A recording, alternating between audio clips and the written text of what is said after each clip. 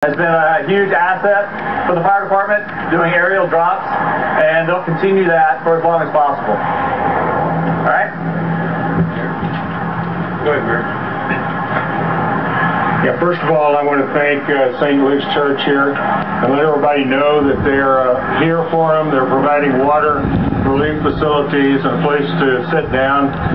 We know it's awful tough on the people out here that have been evacuated, and especially knowing that there's really no set schedule now for restoration of power and return to their homes, but everybody out here is going to be working on it as hard as they can.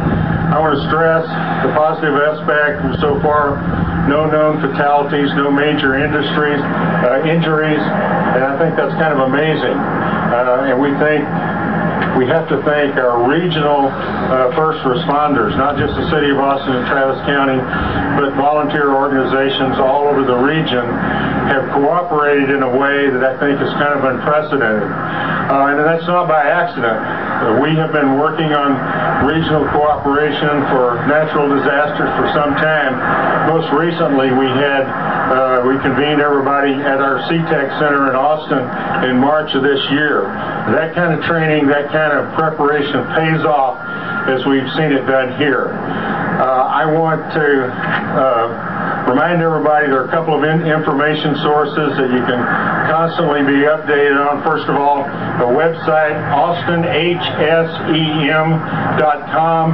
That's being updated as information comes in. That's for evacuees. There's a telephone number you can call. It's 512-974-6199. There will be an update at 2 p.m. And also I want to advise everybody that the Red Cross is accepting donations now for the Central Texas Disaster Relief Fund. They're accepting cash, no material goods, please. They're not set up to handle that. But please be generous and help the folks out who all over Central Texas are having a very tough time right now. Steiner Ranch, I believe all the details have been given, but 20% contained right now. Restoration will be very difficult, time consuming. There's no timetable for that right now, but we'll be working on that. When power is restored, there will be a lot of work that has to be done to do that, and they'll have to do it in sectors. They can't restore power all at once. I would like to remind everybody to stay tuned. Traffic, as you've seen, is a mess out here, and if you'll just watch your television, stay tuned to your radios, try to keep yourself updated as much as possible. It'll be a big help out here and help our first responders try to manage this situation. Thank you very much. Jim Sylvester, Chief Deputy, Travis County Sheriff's Office. I've got updates best as I can for the Steiner Ranch families out here. The neighborhood is still closed down. It will remain closed down probably until at least tomorrow morning. So the families over here from Steiner Ranch want some updates. I would look at trying to find a place to stay at least till tomorrow morning. We've got, as the mayor said in the APD, it's only 20% contained. That means 80% is still out there.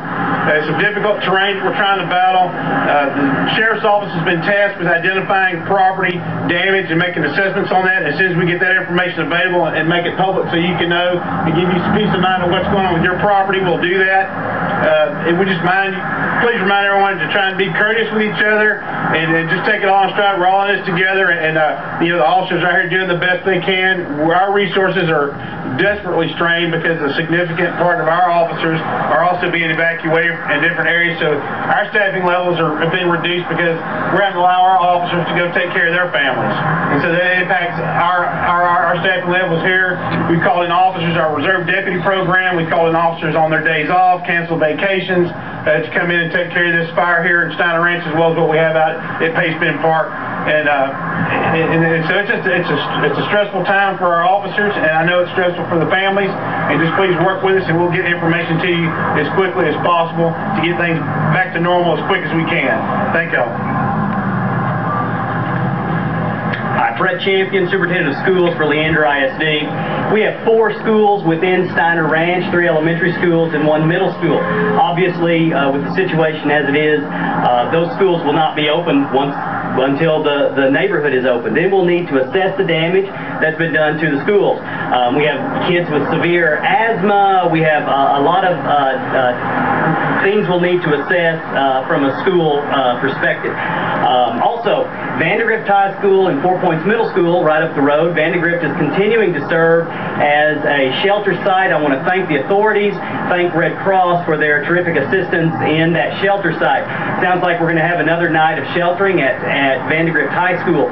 We're going to assess what we're going to do at 4 Points Middle School and Vandergrift High School. Parents, you can watch the website, and as soon as we've made a decision on that, we will post that on the website. We'll send it on our Twitter account, etc.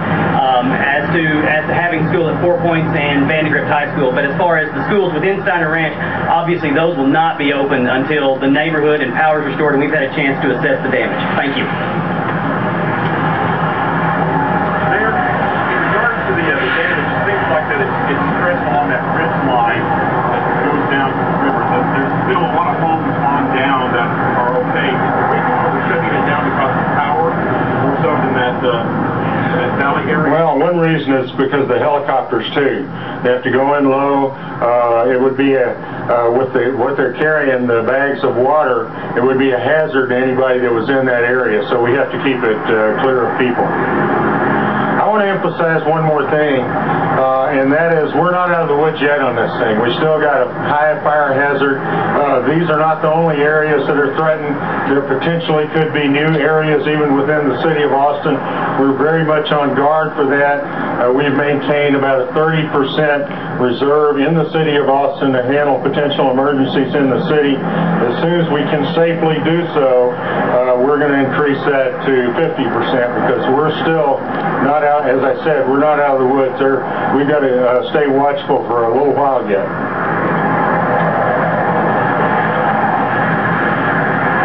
Okay, we're going to open it up. Any questions? I was down there with the crew knocking the fire break. It seems like that's our line right now, trying to create a gap between the ridge line over here that's on fire. How's that gap going right now? Right now, it's, we're having to use the helicopter. And other than just seeing the helicopter, having the helicopter give us an update, it's hard to tell as far as, because we can't just get in there and have good access to that area. We're trying to keep it. The winds right now are fairly calm, which helps us out. But if the winds start picking up, that's going to cause problems, on the upper ridges. The fire is going to travel really quick up those ridges, and that's what we're trying to do. That's what the helicopters are actually trying to do right now, is concentrate in those valley areas and trying to wet down and extinguish any kind of little hot spot that they see, just in case that wind starts picking up again, and would cause the actual fuel the fire. It's been about 20 hours since the fire started, and this is the first briefing that we've had here on site. I understand that you guys have been stretched thin, but the residents here have been in the dark for about 20 hours. Why do you think so do a briefing like this with anyone instead of doing at zigzag in that bunker over there away from everyone else that can get the information? Why did it take so long to do that? Sir, I cannot answer that on as far as the EOC. I just know that right now, all the fire departments, to include the PIOs, are stretched very thin because of multiple fires, Pflugerville, Bastrop, anywhere the fire departments are actually at. We're having to have more people come in. We're calling in off-duty firefighters to assist with that. We just don't have the personnel. And believe me, we want to give you as much information as possible, because that honestly helps us to let you guys know what's happening. It keeps you from being in harm's way. But, we just got stretched so thin so quickly. Ricky, I would comment on that most good, you guys, because that's what happened. We're still in a bit right now. And get the information out to the people who were in there here last night, and there was no information on this thing like desperate for information. I agree with you on that. This thing evolved so quick, so fast, in so many different counties. We just, as soon as we gave information, it was dated. It wasn't even any good. I could have told you this many houses are gone, and like 30 minutes later, 10 more houses. I mean, things just going so fast. I mean, it's like hyper speed. and then the drain with Bastrop County pulling resources in. Then what's going on in East Texas with the resources out there? They pulled some resources out of counties to go to East Texas for those fires. So we're scrambling trying to figure out how we're going to put out fire A, and all of a sudden we got B, C, D, E, and G going off too. It's just information overload from our part, trying to triage and get that information out. That was very difficult. We were hungry to fix it. I don't know if we can fix it. One, I guess, is to have more manpower. All I can say really is we're doing the best we can to try to get as much information out as soon as we can. And I would say let's go on to the next question. Sir, could you give us one more time that website? I think you only said it once. AustinHSEM.com. Thank you. All right. For the families that are still in the fire, that don't have power to get into their garages and get out with them, care for them. The parents are still in there and there's no power to get to the garage doors. Get with me at the press conference. We'll try to get this addressed. A couple people actually being allowed into the Steiner Ranch Boulevard a couple hours ago, and I'm also being tweets from Steiner Home Info. I don't know anything. As far as I know, my officers have not allowed anybody into Steiner Ranch. If they went in, it was probably had been relief effort folks, or step up to the mic. If anybody came in to Steiner Ranch, to my knowledge, it had to been for relief work or someone affiliated with the law enforcement, fire, EMS. They've received no information otherwise to allow anyone else in the neighborhood. Will we be able to go in there eventually to the burned out? Keyword is eventually, yes. I can't give you time on it. As soon as I get with the EOC and with my incident commander over here, we'll let you know when y'all can get access. And the question that we've been getting developed is which streets are affected most? I guess the fire might be we're assessing that information right now. As soon as we find out what major street areas and homes, we're going to contact the homeowners first before we even release that to the media. So y'all need to know that. We don't want these homeowners to find out their fire was destroyed on the media. We're going to do that in person and talk to them first.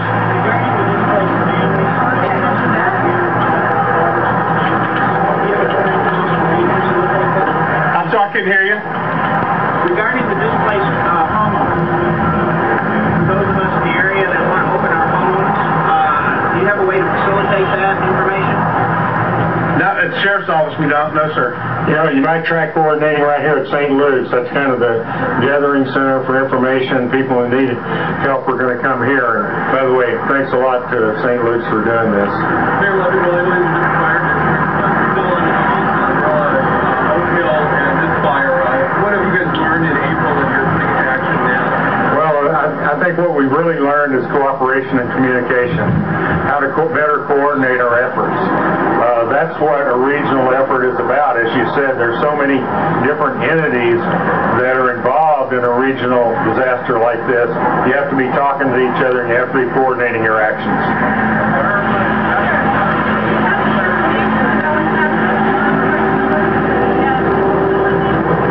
I do not. I have a little bit of information on that. Right now, apparently it's not threatening. There's a EMS command at that location to assist with those people. Okay. It doesn't even have power or air conditioning either, so I don't know what's going on down there as far as residents comfortable. Do you have any information? As far as keeping them comfortable, no, I don't. I just know that there are responders there through Austin Travis County EMS. Okay? Mm-hmm. Are you waiting for it to be able to That is not my call. That is the incident command. And it also really depends on where that containment is. You know, if the containment is away from homes, then they may allow people back in as quickly as possible. But if it's still possibly threatening, then we got to take a look at that. Plus, we have to look at the weather, see what the weather's going to be doing.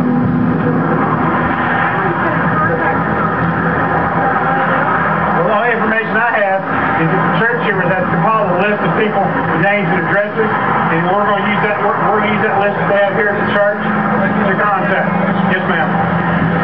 As I understand it also, the National Red Cross is coming in this afternoon, and they're going to take regional control, not control, but they're going to be coordinating the efforts just region-wide in this. So there will be an event this afternoon where they take that responsibility for coordinating people that have been affected and trying to get you back in a safe place as soon as they can.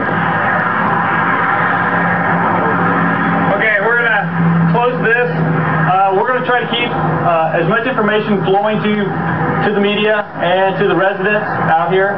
Okay, so, you know, stay tuned and, you know, be cognizant of what's happening around you. Can we plan on doing coverage together, like 3 or 4 this afternoon, or to get residents of the details, maybe go from that? We'll take a look at that possibility. All right, thank you.